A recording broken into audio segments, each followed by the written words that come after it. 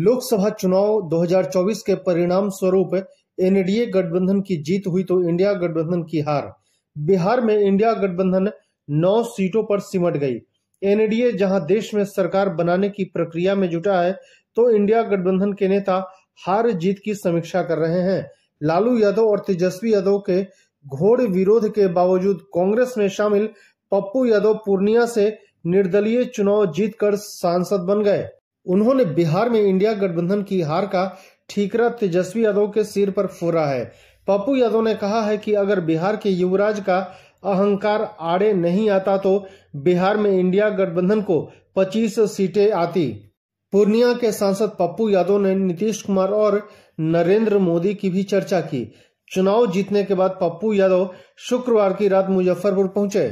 मुजफ्फरपुर के खबड़ा में आयोजित प्रेस कॉन्फ्रेंस में उन्होंने कहा कि बिहार के युवराज ने इंडिया गठबंधन की लुटिया डुबो दी। पप्पू यादव ने कहा कि अब केंद्र में नरेंद्र मोदी और भाजपा की नहीं बल्कि एनडीए की सरकार बनेगी। अब लोग कहेंगे एनडीए की गारंटी, मोदी की गारंटी कोई नहीं कहेगा। मैंने पहले भी कह दिया था कि भाजपा को 230 से ज्यादा सीटें नहीं आएंगी, उसी के आसपास 240 आई। उन्होंने कहा कि बिहार के युवराज के भीतर एरोगेंसी और अहंकार नहीं होता तो यह स्थिति भी नहीं बनती।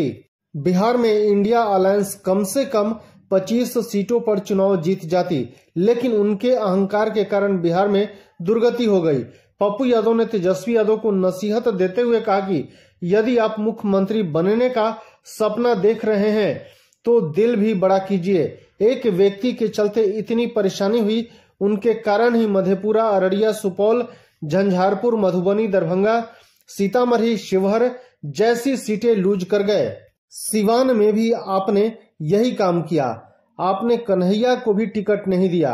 अगर उन्हें बेगूसराय से लड़ाया जाता तो हर परिस्थिति में जीत जाते। पप्पू यादव ने कहा कि सिर्फ बिहार और दिल्ली के कारण राहुल गांधी प्रधानमंत्री नहीं बन पाए, नहीं तो राहुल गांधी आज प्रधानमंत्री होते। मुख्यमंत्री नीतीश कुमार की चर्चा करते हुए पप्पू यादव ने कहा कि उन्होंने प्रधानमंत्री का पैर छुए, इससे मुझे कोई आश्चर्य नहीं हुआ, लेकिन इसका लाभ भी बिहार को मिलना चाहिए। बिहार को विशेष पैकेज मिले, विशेष राज्य का दर्जा मिले। बिहार के पूर्णिया, तिरहुत और सीमांचल इलाकों में मक्का और मखाना की फैक्ट्री लगवाएं।